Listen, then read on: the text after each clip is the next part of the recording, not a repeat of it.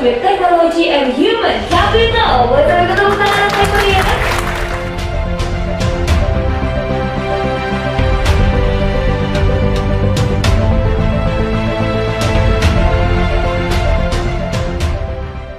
Semuanya udah digital. Kemudian bisnis model berubah, udah pasti dong. Kalau kemauan customer berubah, bisnis model juga berubah. Employee behavior juga berubah. Ada yang terlambat berubah, ya. Jadi pada waktu permintaan perubahan bisnis itu sangat tinggi, teman-teman HR, teman-teman IT seringkali lebih lambat mengadop perubahan yang ada di bisnis. Ya, karena memang sifatnya supporting, ada requirements, ada permintaan, saya baru berusaha memenuhi itu. Seringkali kita terlambat. Ya, jadi mungkin beberapa di sini juga sudah menjadi customer kami ya, dan juga kita ingin lebih dekat lagi untuk mengenal mungkin salah satu produk kita yang juga sekarang ini menjadi salah satu priority dari Huawei Indonesia, itu adalah cloud ya. Dengan adanya pandemi mungkin sudah mulai ada perubahan, ada change gitu ya. Mulai dari ke digital transformation, mungkin dari yang masing-masing tadinya masih menggunakan server on-premise sekarang sudah mulai beralih ke cloud solution ya. Kenapa beralih ke cloud solution? Lalu fase kedua Bapak Ibu, Adira Finance tumbuh begitu cepat dan kemudian kita harus dipaksa naik menjadi standarnya kelas dunia. Kenapa? Karena dalam 3 tahun kita itu akan IPO dan kita akan dibeli oleh perusahaan-perusahaan yang melamar kita pada waktu itu adalah dari global company. Sehingga kita dipaksa untuk bisa masuk menjadi yang namanya business partner. Bedanya apa facilitator and business partner? Pasti beda. Bagaimana kita bisa menangkap kebutuhan bisnis dan HR bisa mendampingi para bisnis unit ini untuk bisa menjadi partner mereka, bukan hanya jadi facilitator.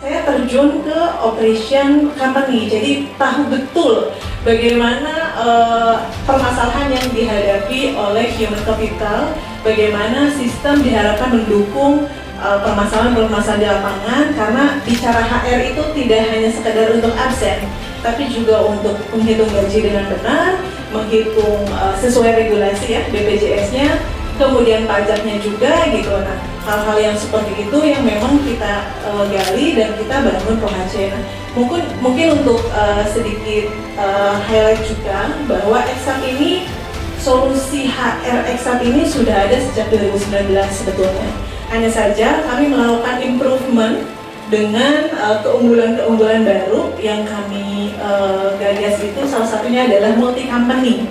Nah, kita rilis kembali dengan brand baru namanya ProHC di Desember 2021. Jadi yang di develop itu adalah poin yang memang merupakan core kompetensinya. Jadi kalau yang kekurangan kompetensinya menjadi 2 poin, ya 2 tersebut yang akan di develop, yang dilakukan mentoring secara berkala sesuai dengan kebijakan.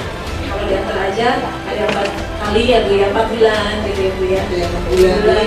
Jadi apa namanya, kompetensi tadi berangkat dari mana? Itu dari dalam waktu yang tempo sesingkat-singkatnya gitu. Kami semua bekerja untuk melakukan banyak kompetensi dan itu di-define, jadi disepakati sama asesor juga, dimasukkan ke dalam format IDP tadi, Individual Development Program. Itu kurang lebih jadi dalam rangka mendevelop orang ya. Oke, keren. Bisa dibayangkan juga Bu, employee-nya kan banyak Iya. ya. List employee-nya banyak, kompetensinya banyak, kalau di-input satu-satu, waduh, pegel kan? Nah, makanya gitu aja itu. Yang hari itu Makanya punya berapa orang ini. Jadi kalau yang tadi IDP itu bukan hanya yang input, itu masing-masing aja menti sama mentornya input update-nya gitu. Jadi HR pun diuntungkan ya, diuntungkan, dimudahkan ya Bu ya, Dan melakukan dengan monitoring. memakai ProHC tersebut karena masing-masing bisa gitu ya.